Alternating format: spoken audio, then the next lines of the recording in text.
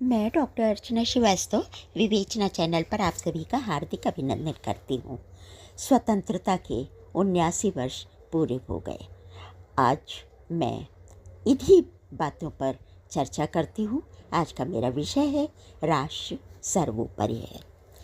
गजानन माधव मुक्तिबोध का यक्ष प्रश्न कि आज़ादी सिर्फ 3 थके हुए रंगों का नाम है जिसे एक पहिया ढोता है, या फिर उसका एक ख़ास मतलब ही है।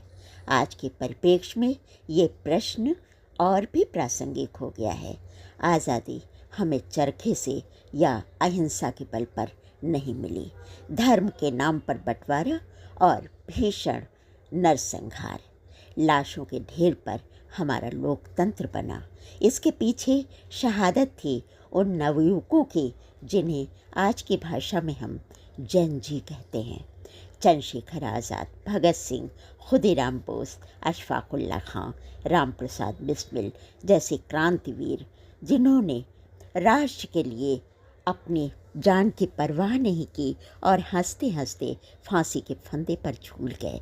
ये अलग बात है कि स्वतंत्रता दिलाने का पूरा श्रेय हिंदुस्तानी अंग्रेज़ ने अपने परिवार के नाम पर ले लिया।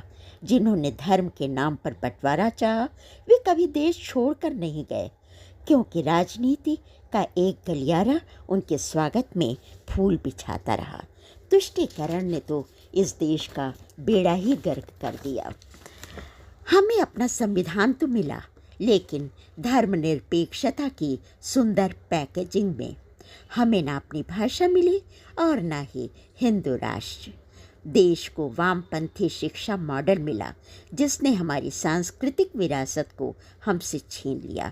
एक झूठा इतिहास गढ़ा गया और वर्षों हमें पढ़ाया गया जिसमें हम अपने क्रांतिकारियों को आतंकवादी और मुग़ल बादशाहों को महान योद्धा बताते थकते नहीं थे। आज जब इन सब को परे करके इतिहास का पुनरालेखन किया जा रहा है, देश को विकास के पथ पे आगे बढ़ाया जा रहा है, तो सत्ता से दूर बैठे लोगों की हताश मानसिकता और अराजकता फैलाने के नायाब तरीके सामने आ रहे हैं। अब हमें ढपली बजाकर कैसे आज़ादी चाहिए? अभद्र भाषा की सीमा, नग्नता की सीमा तो हमने पहले ही लांघ ली है। अपना लिंग, अपनी मर्जी तक हम ये सफ़र तय करके आ गए। क्या यह कम था? जंतर मंतर के भोड़े प्रदर्शन के पीछे हताश राजनेताओं की यही सोच है। जैन जी आज नहीं पैदा हुआ। ये कालखंड मानव के विकास का क्रम है। ये बच्चे अपरिपक्व हैं जिन्हें आसानी से बहकाया और फुसलाया जा सकता है। इन प्रदर्शनकारी बच्चों के कंधों पर बंदूकें किसी और की थीं। इन्हें तो ये भी नहीं पता कि इन्हें मोहरा बनाकर इनके पाँव के नीचे की ज़मीन किस कुचक्र से खिसका दी गई है। ये बच्चियाँ सामाजिक कोपभाजन से कब तक बचेंगी? क्या समाज शिक्षा संस्थान इन्हें कभी स्वीकृति देगा?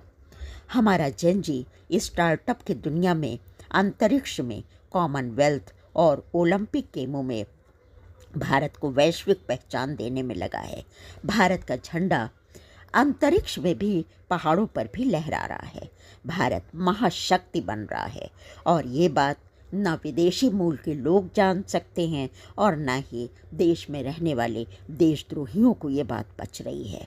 प्रदर्शनकारी बच्चियां हिंदू परिवारों से ली गई जिसमें सनातन और हिंदुत्व विरोधी इनका एजेंडा फिर से चल सके।